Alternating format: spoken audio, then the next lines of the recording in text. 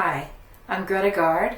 I'm a professor of English and Sustainable Justice at the University of Wisconsin, River Falls. But I'm here to speak to you today because I'm an animal. And I think the identity of being an animal is central to the ethic that I have developed along with many other women, and it's called ecofeminism.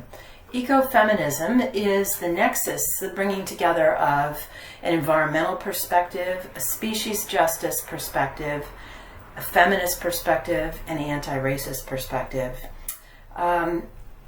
Ecofeminism's roots are really in this felt sense of identity as interconnected with other beings. And this sense of identity is very different from what Western culture has taught us, Euro-Western culture has taught us about the separation and elevation of humans over the rest of nature. We get that idea from Rene Descartes, as well as other Renaissance philosophers and much later male-dominant spiritualities that view humans as separate from and above the rest of the natural world. Many women and many indigenous people have a felt sense of embodiment that is interconnected with the natural world. And ecofeminism's roots are in those senses of interbeing. At first, it is an embodied sense of empathy, which is one of the primary sources of information for ecofeminism, along with the rational world of Western philosophy and science. Ecofeminists also pay attention to information from the body, our embodied sense of empathy. The ability to feel with another is something that is either cultivated and supported by a culture or turned off by a culture. And we empathize with different groups based on our culture's sense of hierarchies. So white supremacists empathize with other white supremacists. So empathy can be dangerous in that way, but in ecofeminism, empathy is joined with a commitment to justice of all kinds: social justice, ecological justice, and species justice. One of the things that we notice is that this view of humanity has been homogenized in a way that erases differences among different groups of humans, different genders of humans, and define humanity in a way that excludes our interspecies connections. So feminists have done a lot to work on those connections. Ecofeminism is international. I'm showing you Maria Mies and Vandana Shiva's book on ecofeminism, which first came out in 1993. A lot of works on feminism, ecofeminism, and other species. Sister Species is a really strong volume on women, animals, and social justice.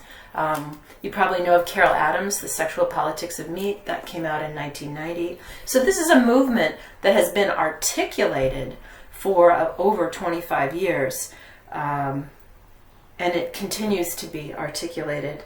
My own work is called Critical Ecofeminism. There you can see it. And what this does, you can see on the cover, it looks at the connections between the way that dominant culture treats the environment, and it treats workers, treats people of color, and other species as well. This earth is regenerative, and yet the capacities of women in that process of regeneration have been exploited by a capitalist and male-dominant culture. So when we look at those kinds of exploitations, we see, for example, dairy is one kind of exploitation that uses females' reproductive power and then appropriates the offspring for further slavery in the dairy industry, and it takes the milk of connection between a mother and a baby and commodifies it for sale. So there's been some good work on that as well. Here's another book of ecofeminism that's a really strong and readable book. It gives the history of this movement in Western cultures. And here's a book, Sister Vegan, which looks particularly at Black vegans and their views on the relationships among race, gender, and species. Mostly, I want to leave you with this thought: extinction. Yay. Not really. So there have been books on animals in the Anthropocene and the ways that the sixth great extinction is affecting all species. And it starts with the most marginalized, and those species are animal, and they're different kinds of humans who exist at the margins of world culture.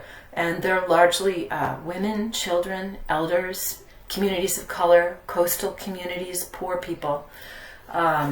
As we are moving into this climate change era, ecofeminism becomes more and more important, as even Friends of the Earth have said.